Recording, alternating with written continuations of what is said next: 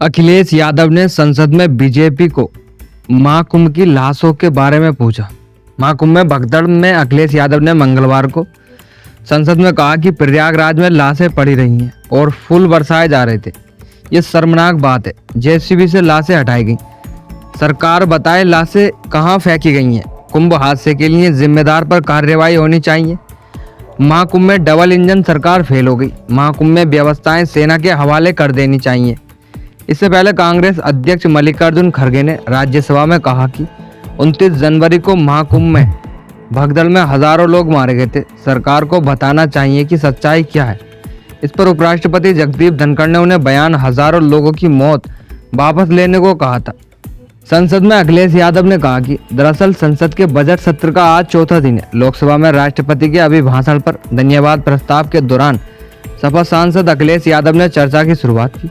सपा अध्यक्ष ने कहा कि मैंने महाकुंभ हादसे पर 2 मिनट की शांति रखी। स्पीकर ने इससे इनकार कर दिया। अगर सत्ता पक्ष के मन में अपराध बोध नहीं है तो आंकड़े छिपाए क्यों जा रहे हैं। डिजिटल कुंभ कराने वाले मरने वालों की मौत की डिजिट नहीं बता रहे। कितने लोग वहां पर मरे, खोया पाया केंद्र ही नहीं मिल रहा। सपा अध्यक्ष ने कहा कि वहां महाकुंभ में लोगों के चप्पल, जूते और कपड़े बिखरे थे। यूपी के सीएम ने दुख नहीं प्रकट किया है। जब सब जगह मौतों की बात आ गई तो उन्होंने 17 घंटे बाद इसे बताया। सतयुग से लेकर कलयुग तक यह सनातन परंपरा रही है। भाजपा के राज में सनातन परंपरा टूट गई है। सरकार ने संत समाज को शाही स्नान रद्द करने का आदेश दिया है। जब देश भर में बात उठी तब हादसे को छुपाकर उन्होंने यह कहा कि स्नान करने जाएं। अखिलेश यादव ने दावा किया कि महाकुंभ में 100 करोड़ लोगों के आने का इंतजाम किया गया था। यह हादसा कैसे हो गया। उन्होंने लोकसभा अध्यक्ष ओम बिरला से कहा कि अगर यह बात गलत है तो मैं रिजाइन आपको देना चाहता हूं। अखिलेश यादव ने कहा सरकार लगातार बजट के आंकड़े दे रही है। आंकड़े देने से पहले महाकुंभ में मरने वालों के आंकड़े भी दें। मैं मांग करता हूं कि महाकुंभ की व्यवस्थाओं के बारे में स्पष्ट होना चाहिए और सर्वदलीय बैठक बुलाई जाए। अखिलेश ने अपने भाषण में यह भी कहा कि प्रधानमंत्री जी जितना समझते हैं उतना ये भाजपा सांसद समझते ही नहीं है।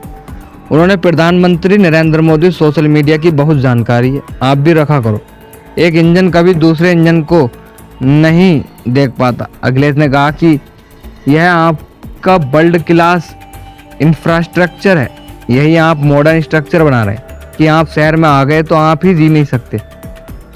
लाखों लोग बाबा कृपाल बनकर जा रहे हैं। जिसको क्योटो को बनाने का सपना देखा गया था 10 साल पूरे हो गए, अभी तक वहां पर मेट्रो की शुरुआत नहीं कर पाए। यहाँ एक बता दें कि जो नया इन लोगों ने 10 साल के अंदर राष्ट्रीय मिलिट्री स्कूल खोला हो, एक भी नहीं खोला।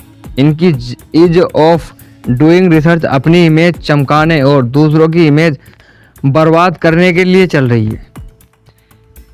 सपा अध्यक्ष अखिलेश यादव ने आगे कहा कि भाजपा मिल्कीपुर चुनाव में कोई नई बेईमानी करेगी। जानकारी मिल रही है कि मरने वालों की पर्ची बीएलओ ने पहले बीजेपी के घर पहुंचा दी है। अखिलेश ने यह बयान दिल्ली में दिया। वे बजट में सत्र में हिस्सा लेने पहुंचे थे। अयोध्या की मिल्कीपुर विधानसभा सीट पर कल बुधवार को उपचुनाव है और समाजवादी पार्टी ने चुनाव आयोग से शिकायत की है कि कहां मिल्कीपुर में चुनाव प्रशासन और जनता के बीच भाजपा सरकार सत्ता का दुरुपयोग कर रही है। 8 फरवरी को नतीजा आएंगे।